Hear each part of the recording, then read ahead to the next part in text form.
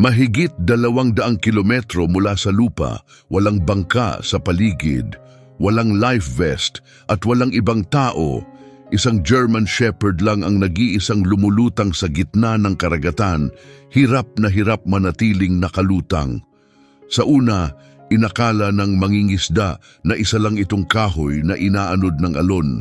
Pero habang papalapit siya, muntik nang tumigil ang tibok ng puso niya. Isang aso, basang-basa, halatang pagod na pagod at hirap nang manatili sa ibabaw ng tubig, mag-isa sa malawak at mapanganib na dagat. Walang may ideya kung paano siya napunta roon, pero ang sumunod na nangyari ay lampas pa sa inaasahan ng kahit sino. Tahimik ang dagat, masyadong tahimik. Yung klase ng katahimikan na nagbibigay ng kaba sa mga veteranong mangingisda. Parang may paparating na bagyo. Malayo sa baybayin ng Florida, minamaneho ng 42 anyos na si Daniel Bennett ang kanyang maliit na bangkang pangisda. Maaga pa lang ay lumarga na siya, umaasang makahuli ng tuna.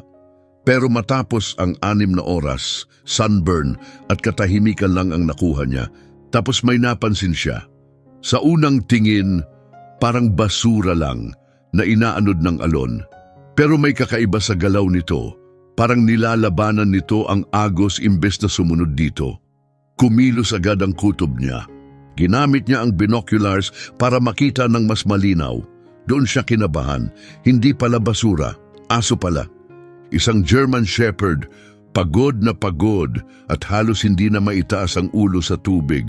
Mag-isa, walang lupang matanaw, wala ring bangka sa paligid, puro kawalan. Biglang sumama ang pakiramdam ni Daniel. Hindi lang ito bihira, hindi ito kapani-paniwala. Paano nangyari to? Bulong niya habang pinapabilis ang takbo ng bangka papunta sa hayop. Habang papalapit siya, lalong naging seryoso ang sitwasyon. Pumapadyak pa ang aso, pero mahina na. Mabagal na ang kilos niya. Umuuga na ang ulo niya sa bawat alon, halos hindi na makalabas ang bibig sa tubig. Ilang minuto na lang siguro ang kaya niya, baka mas maikli pa. Pinatay ni Daniel ang makina at yumuko sa gilid ng bangka. Sumigaw, "Hoy, sandali lang kaibigan, andito na ako." Pero walang tugon, hindi gumalaw ang aso.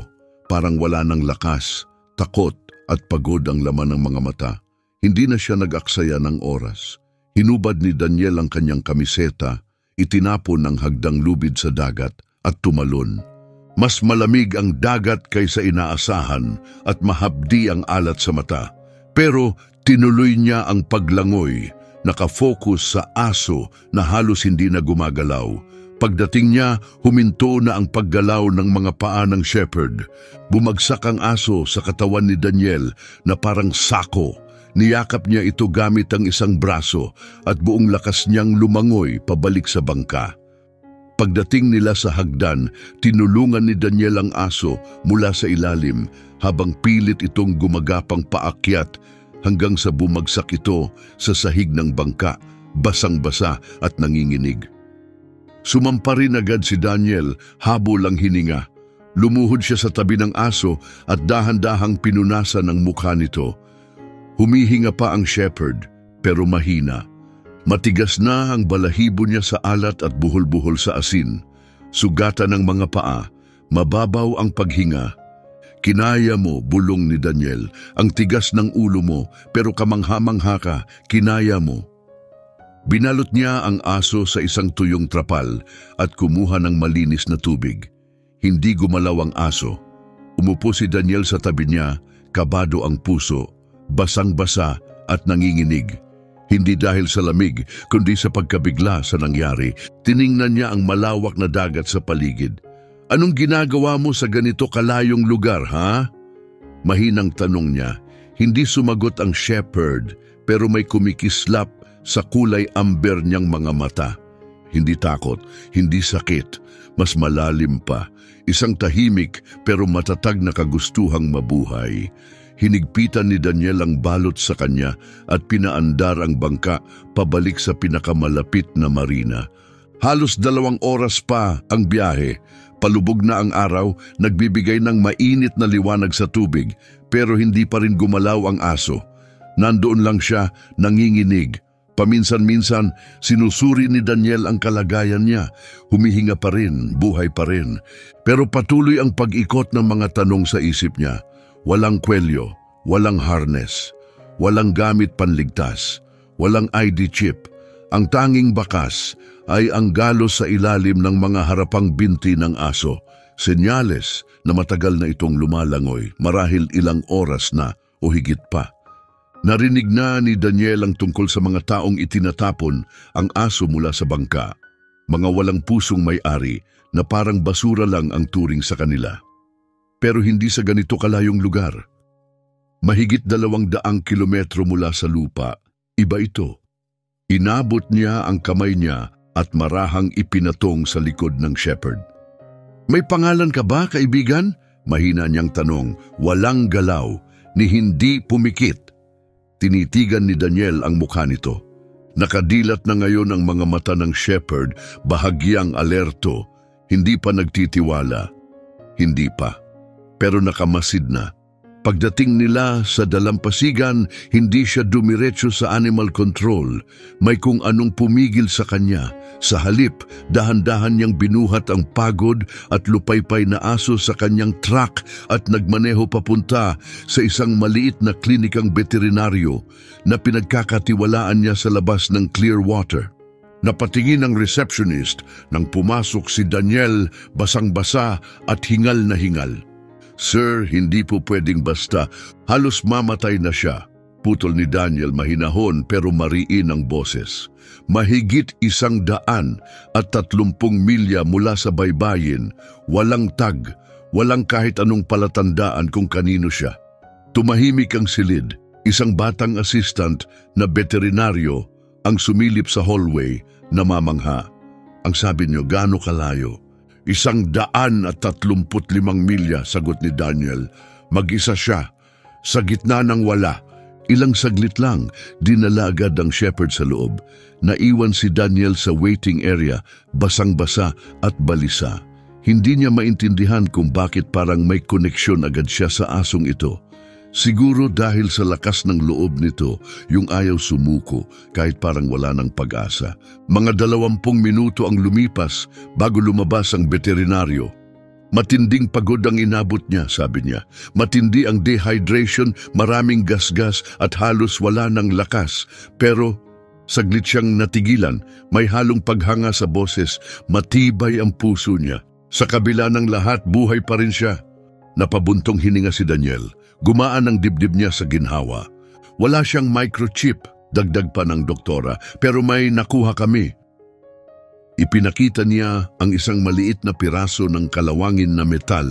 Nakasabit ito sa balahibo malapit sa leeg ng aso. Parang bahagi ng dating ID tag. Pinagmasdan ito ni Daniel habang pinapaikot sa kanyang mga daliri. Halos wala nang mabasa. Isang letra lang ang natira, B.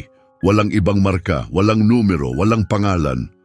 Yun lang, nang gabing iyon, dinala ni Daniel ang shepherd sa kanyang maliit na kubo malapit sa baybayin, isang payak na tahanan na may luma ng harapan at lumang pantalan na nakausli sa tubig. Maingat niyang inihiga ang aso sa nakatiklop na kumot at naglagay ng mangkok ng tubig sa tabi. Hindi ito ginalaw ng shepherd, pero hindi rin siya inalisan ng tingin. Bago matulog, umupo si Daniel sa sahig sa tabi niya. Hindi ko alam kung paano ka nakaligtas sa dagat na yon, mahina niyang sabi. Pero andito na ako, hindi ka na nag-iisa. Dahan-dahang pumikit ang aso, hindi pa bilang pagtitiwala, hindi pa, pero may kung anong nandyan, isang bagay na unti-unting lalabas. Pagsapit ng umaga, nagising si Daniel sa marahang tunog ng mga kuko sa kahoy na sahig. Akala niya panaginip lang, pero andoon siya, ang shepherd dahan-dahang gumagalaw sa silid. Paika-ika, nangingibabaw ang isang paa, pero nakatayo, buhay. Tahimik na umupo si Daniel, namamangha habang pinagmamasdan ito. Ang galing mo talaga. Hindi nagpakita ng tuwa ang aso, walang pagkaway ng buntot, walang talon, isang sandaling paghinto lang, isang sulyap, isang mahabang pikit. Tumayo si Daniel, nagbuhos ng malinis na tubig at naglatag ng mainit na manok. Inamoy ito ng aso, saka nagsimulang kumain. Mabagal, maingat, pero tuloy-tuloy. Ito ang unang pagkain niya mula nang mailigtas siya. Lumuhod si Daniel sa malapit. Pinapanood ang bawat galaw. "Sanay ka," mahinang sabi niya. "Hindi ka ligaw. Halata agad." May disiplina siya, may kontrol. Hindi siya natataranta. Hindi namamalimos, tahimik lang, nanonood. Naghihintay. Nakakita na si Daniel ng ganitong kilos noon sa mga asong sinanay para sa delikadong misyon noong bahagi pa siya ng Navy Rescue Team. Pagkatapos ng almusal, lumabas si Daniel sa pantalan kasama ng simoy ng hangin ng amoy ng alat at mga alaala. Sa likuran niya may lumapit na mga yabag. Sumunod sa kanya ang shepherd. Tumayo ito sa tabi ni Daniel, nakatingin sa parehong dagat na halos ikinasawi niya. "Marami ka nang nakita," mahina niyang sabi habang nakatingin sa abot tanaw. "Diba?" Hindi sumagot ang aso. Kinahapunan, tumawag si Daniel sa isang matagal ng kaibigan, si Frank, isang retiradong opisyal ng K9 unit na ngayon ay nagsasanay ng mga working dogs. "Kailangan mong makilala ang isang aso," sabi ni Daniel. "May kakaiba sa kanya." Dumating si Frank bandang hapon, matangkad, tahimik at kalmado. Tahimik siyang pumasok sa kubo, lumuhod sa harap ng shepherd at pinagmasdan ito. Tahimik na nakatayo ang aso, bahagyang nakataas ang mga tenga pero hindi tense.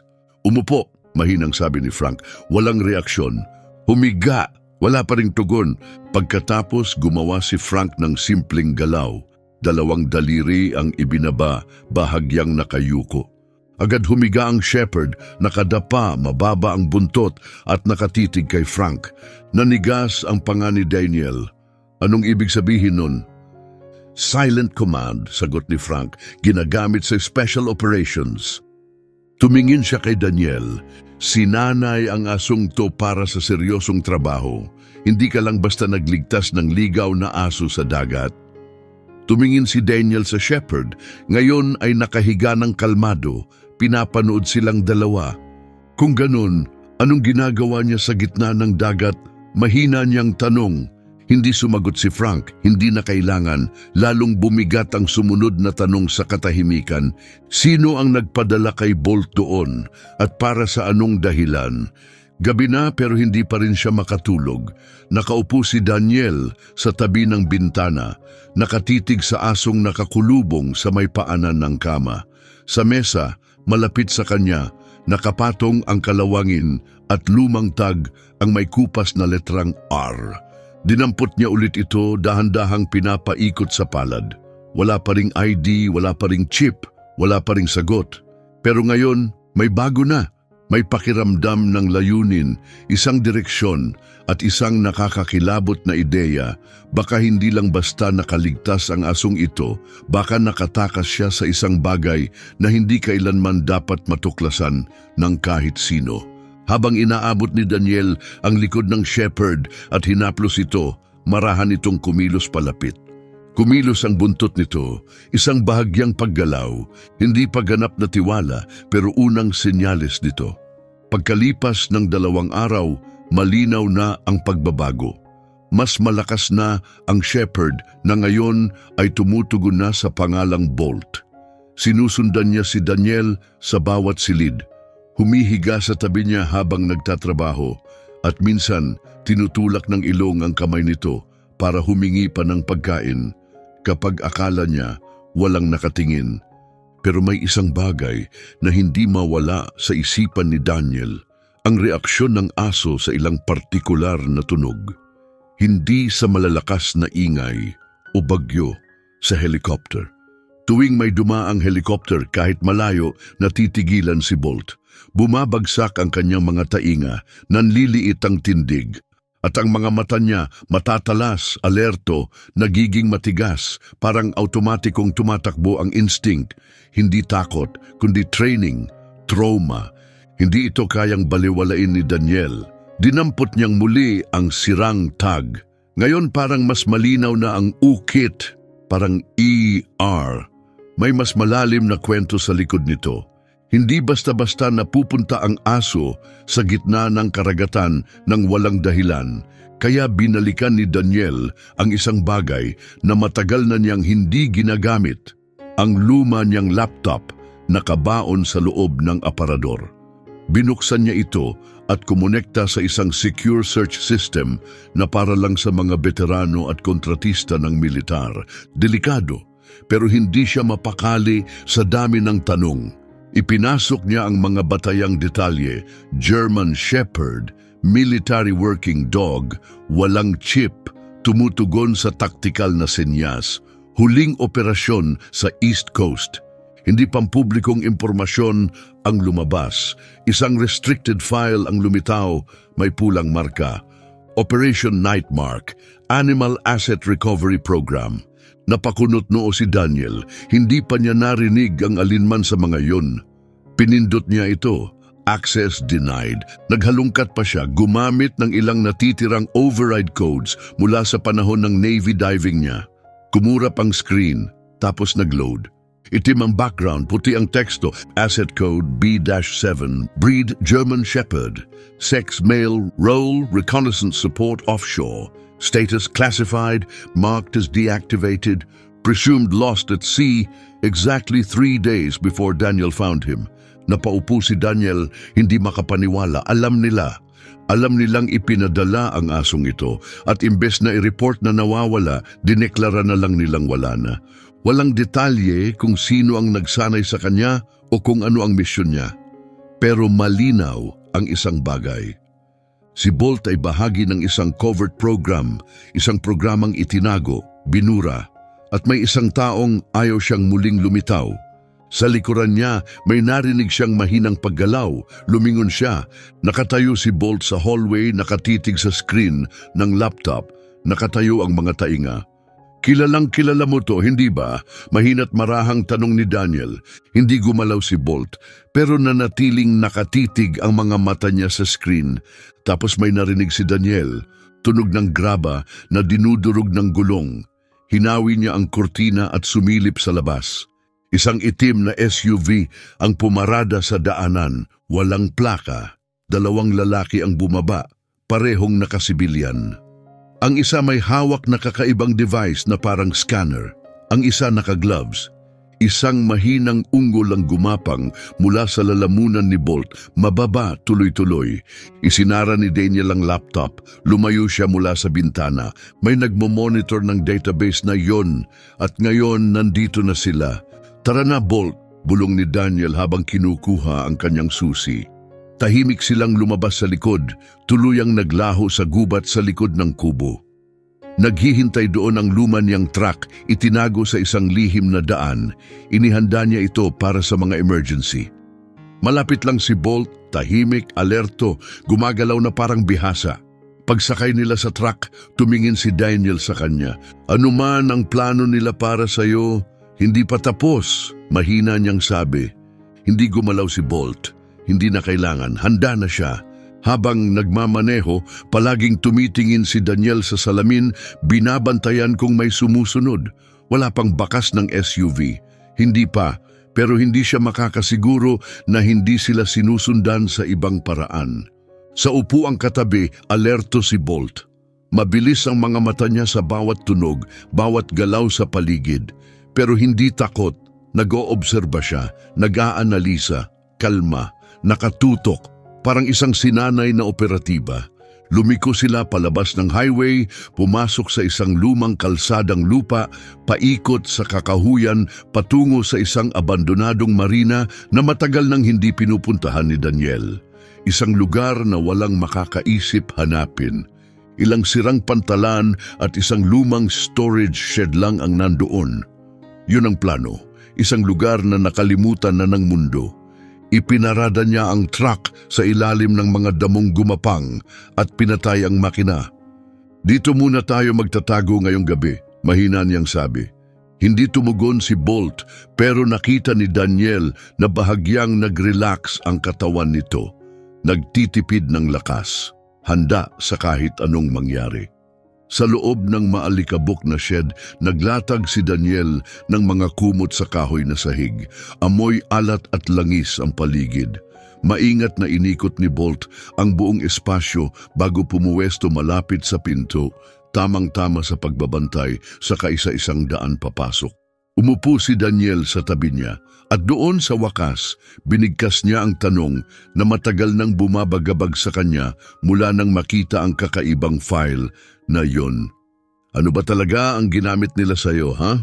Hindi siya umaasang makakakuha ng sagot, pero hindi siya pinigilan ng katahimikan para magpatuloy. Nakakita na ako ng mga asong sinanay, mga tracker, mga nag-aamoy ng bomba, pati yung ibang unit na nagtatrabaho sa ilalim ng tubig. Pero ikaw, iba ka. Hindi ka lang sinanay para sumunod sa utos. May nagturo sa iyo kung paano mag-isip. Tinaas ni Bolt ang ulo. Matatag ang tingin, hindi blanko. Buo ang kamalayan. Alam niya ang lahat ng nangyayari. At sa di inaasahang sandali, ipinatong ni Bolt ang isang paa sa bota ni Daniel. Simple, banayad. Pero may bigat. Napasinghap si Daniel, masikip ang dibdib. Iyon ba ay tiwala? Bulong niya. Isang tahimik na hinga ang lumabas sa ilong ni Bolt. Hindi pa buntong hininga. Pero halos ganun na rin. Gabing iyon, wala sa kanilang dalawa ang tunay na nakatulog. Mahaba ang katahimikan, nababasag lang ng mahinang alon at hangin. Sa bukang liwayway, bumaba si Daniel papunta sa pantalan kasama si Bolt. Maputlang ginto ang langit. May isa pa siyang naiisip, mapanganib ito. Kailangan kong alamin kung sino ang nagpadala sa iyo ron, sabi niya habang sinusuri ang gamit sa isang tuyong bag. Pero magsisimula na silang maghanap. Kailangan mong magtago. Sandali siyang tumigil, nakatitig sa aso. Maliban na lang kung gusto mong maglaho, karapat dapat ka naman doon. Bahagyang ikiniling ni Bolt ang kanyang ulo. Kung gusto mong pumasok sa gubat at di na bumalik, maiintindihan ko. Walang tanong. Pero sa halip lumapit si Bolt at tumayo sa pagitan ni Daniel at ng gilid ng pantalan. Hindi gumalaw, parang harang, isang desisyon, nagtagpo ang kanilang mga mata. Mananatili ka? Tinitigan lang siya ni Bolt, bahagyang ngumiti si Daniel. Sige partner, naglakad sila papunta sa isang maliit na bangkang nakatali sa likod ng pantalan na iwang gamit mula sa mga taon ni Daniel bilang diver. Luma, pero tahimik, walang rehistro, maaasahan. Habang dahan-dahang lumulubog sa mas malalim na tubig, lumingon si Daniel pabalik sa kagubatan. Nasa pagitan ng mga pine tree, natanaw niya ang itim na SUV. Napamura siya. Nakita na nila yung truck. Tumayo si Bolt sa unahan ng bangka. Dinadaganan ng hangin ang kanyang balahibo, ang mga matay nakatuon sa dalampasigan. Bumukas ang pinto ng SUV. Isang lalaking nakaitim ang lumabas, halos hindi makilala ang mukha sa ilalim ng sombrero at salamin. May hawak itong telepono sa bibig. Doon tumahol si Bolt, maikli, matalim, hindi dahil sa takot kundi sa pagkilala. Lumingon si Daniel sa kanya. Kilala mo siya? Tumahol ulit si Bolt, mas malakas ngayon at nagsimulang maglakad paikot-ikot sa deck, balisa. Yun ba ang handler mo? Tanong ni Daniel. Walang tugon, tanging mas matinding pagkilos. Tense ang katawan ng aso, nakatayo ang mga tenga. Ikinabig ni Daniel ang manibela at itinapat sa bukas na dagat. Hindi pa ngayon, bulong niya. Hindi pa tayo handa. Umupo si Bolt pero hindi inalis ang tingin sa baybayin. Sino man ang lalaking iyon, kaibigan man o kalaban, hindi siya nakalimutan ni Bolt. At ngayon alam na ni Daniel, may taong gustong itago ang lahat ng ito. Pero hindi magtatagal, lumakas ang alon. Kumakampay ang bangka sa bawat hampas ng tubig. Mahigpit na hinawakan ni Daniel ang manibela na ninigas ang mga kalamnan. Sa tabi niya nakatayo si Bolt ng matatag, matibay ang mga paa sa sahig, nakatitig sa unahan. Wala silang kibuan ng halos isang oras. Pero puno ng kahulugan ang katahimikan. Ang asong ito, hindi lang siya nakaligtas, Siya ang susi sa isang bagay na mas malaki. Ipinasok ni Daniel ang bangka sa makitid na daan ng tubig, nakatago sa likod ng mga batong formasyon, isang lugar na siya lang ang nakakaalam. Ginamit noon para sa mga lihim na misyon. Pinatay niya ang makina, tahimik ang cove. Pero alam nilang pareho na hindi magtatagal ang katahimikan. Paligid nila'y matatarik na bangin. Ang cove ay tagong-tagong lugar, mararating lang sa pamamagitan ng tubig o mahabang lakad sa makapal at mabangis na kagubatan, perpekto para maglaho. Pinatay ni Daniel ang makina at pinakiramdaman ang katahimikan. Sige, bulong niya habang inihahagis ang tali sa mga bato. Panahon na para sa mga sagot. Binuksan niya ang dry bag at kinuha ang nakaimprentang file, ang may markang Asset B7. Umupo siya sa bangko at muling binasa ito. Walang totoong pangalan, walang lugar, kundi mga code ng misyon, malabong paliwanag at isang huling linya na nagpangilabot sa kanya. Deactivated due to breach. Hindi nawawala, hindi pinabayaan, pinatay. Layunin nilang patayin siya. At gayon man, nabuhay si Bolt, hindi dahil sa tsamba, kundi dahil sa tibay ng loob, sa instinct, sa pagtangging sumuko. Muling sumalok si Daniel sa bag at kinuha ang metal tag, ang parehong bagay na nakuha nila mula sa balahibo ni Bolt. Nabahiran ng alat, kinakalawang na ang mga gilid, halos hindi na mabasa ang B. Bolt, mahina niyang bulong, iyan ba talaga ang pangalan mo o pangalan lang na ibinigay nila sa'yo? Tumingala ang aso, hindi parang alaga, kundi parang may malay, may koneksyon. Bigla tumayo si Bolt at lumapit sa dulo ng bangka. Nakataas ang mga tainga, hindi sa takot, kundi sa pagbabantay. Sinundan ni Daniel ang kanyang tingin. Sa malayo sa langit isang itim na helicopter, makintab, tahimik, mabilis. Na naman, bulong ni Daniel, paano nila tayo natagpuan? Mahinang umungol si Bolt tapos biglang tumalon mula sa bangka, matatag ang bagsak sa mga bato. Tumakbo siya papunta sa makitid, nabutas sa bangin na paakyat sa paikot na daan. Hindi nagdalawang isip si Daniel. Sumunod siya agad. Sa tuktok nagtago sila sa likod ng malaking bato. Pumailan lang ang helicopter pagkatapos ay dahan-dahang bumaba sa isang clearing malapit sa gilid. Bumukas ang mga pinto. 4 na tauhang nakaitim ang lumabas, balot mula ulo hanggang paa, may helmet, may visor, walang badge, walang pangalan. Pero ang ikalimang lalaki ay naiiba, walang maskara, walang armor, matandang mukha at matatag ang tindig. Nanigas si Bolt, napansin ni Daniel ang pagbabago. Kilala mo siya, di ba? Hindi tumahol ang aso, hindi gumalaw, pero sapat na ang anyo niya para masabi ang totoo. Siya ang handler mo. Mahinang sabi ni Daniel. May kinuha ang lalaki mula sa kanyang bulsa, isang maliit na aparato. Pindin niya ang button.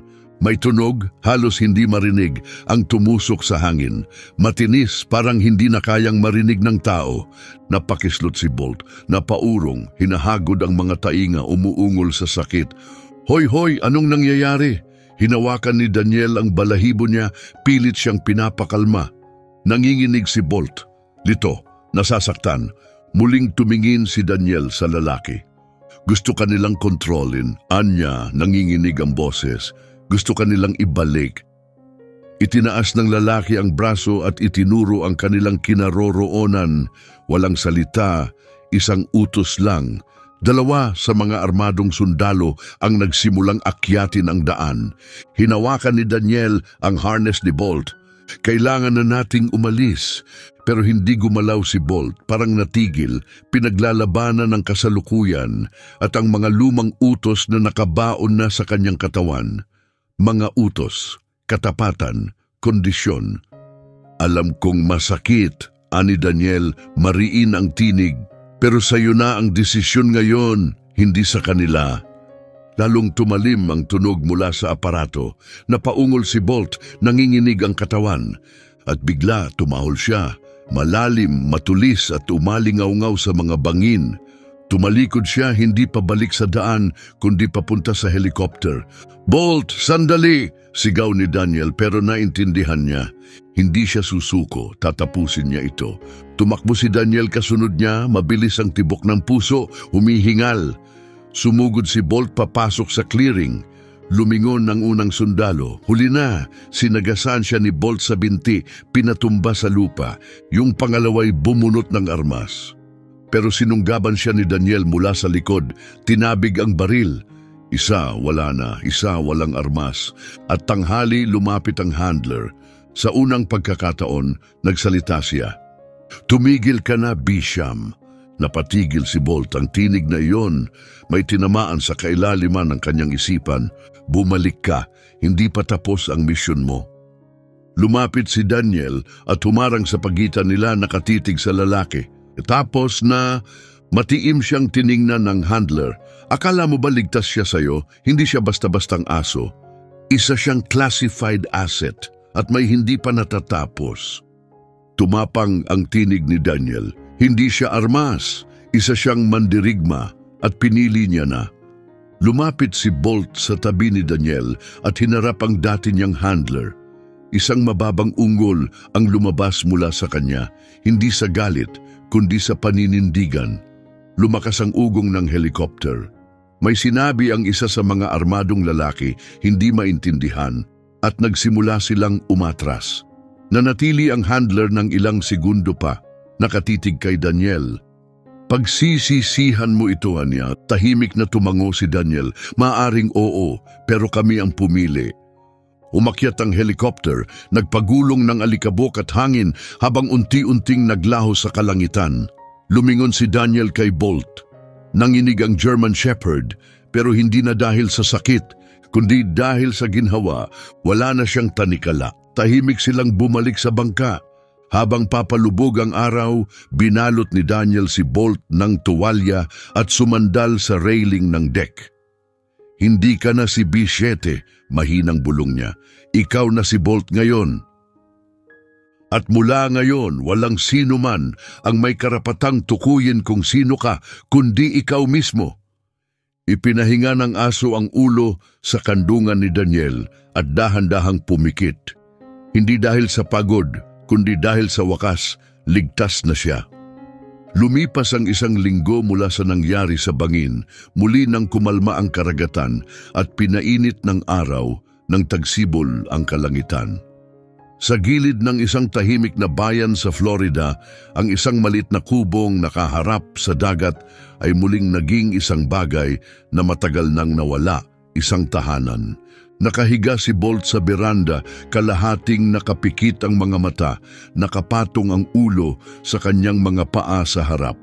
Dala ng mahinang hangin ang halimuyak ng alat at jasmine.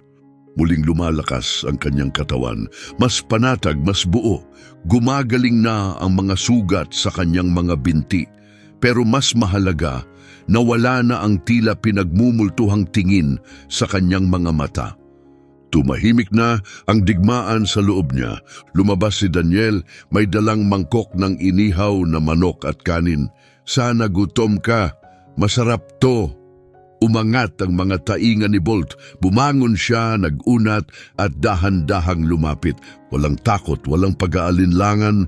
Kumain siya ng payapa habang banayad na kumakampay ang buntot sa sahig. Pagkatapos, umupo siya sa tabi ni Daniel, sabay silang tumingin sa mga banayad na alon. Malalim na huminga si Daniel. Hindi pa rin niya alam kung sino ang mga taong nasa helicopter. Walang balita mula noon. Baka tinigilan na nila o baka pinagmamasdan pa rin sila. Pero hindi na nakakatakot ang katahimikan, tila nagpapalaya na ito. "Parang iniwan na nila tayo," sabi niya. "Siguro naisip nilang ikaw mismo ang nauna ng bumitaw." Dahan-dahang pumikit si Bolt at isinandal ang katawan sa binti ni Daniel. Nang hapong iyon, pumunta sila sa bayan. May inihandang espesyal ang maliit na pet store sa Main Street. Nginitian sila ni Evelyn, ang may-ari ng buong saya. "Siguro ikaw si Bolt," sabi niya habang yumuko para tignan siya sa mata. "Sikat ka dito sa lugar." Inamoy ni Bolt ang kanyang kamay at isang beses na mahinhing ikinampay ang buntot. Itinaas ni Evelyn ang isang leather collar na may pangalang nakaukit sa ginto. Bolt, maingat itong tinanggap ni Daniel at lumuhod upang ikabit ng dahan-dahan sa liig ng German Shepherd. Ayan, mahina niyang sabi, ang tunay mong pangalan, walang code, walang numero. Ikaw lang, sunod nilang pinuntahan ang tabing dagat. Hindi ang bukas na dagat kung saan nanahan ang takot noon, kundi ang payapang bahagi ng buhanginan kung saan umaalingaw-ngaw ang tawanan at banayad na dumarating ang mga alon. Dahan-dahang lumakad si Bolt sa buhangin. Hindi na siya napapakislot sa tunog ng tubig. Ipinukol ni Daniel ang bola sa may baybayin. Sandaling tumigil si Bolt tapos tumakbo. Hindi ito mabilis, hindi perpekto, pero malaya. Bumalik siyang hinihingal, nakalawit ang dila, napatawa si Daniel. Opisyal ka ng asong dagat ngayon. Habang lumulubog ang araw sa likod ng abot-tanaw, umuwi na sila. Binalot ng gintong liwanag ang kubo sa init at katahimikan. Gumulong si Bolt sa gilid ng beranda. Umupo si Daniel sa tabi niya, mahinang ipinatong ang kamay sa likod ng aso. Wala silang sinabi, hindi na kailangan.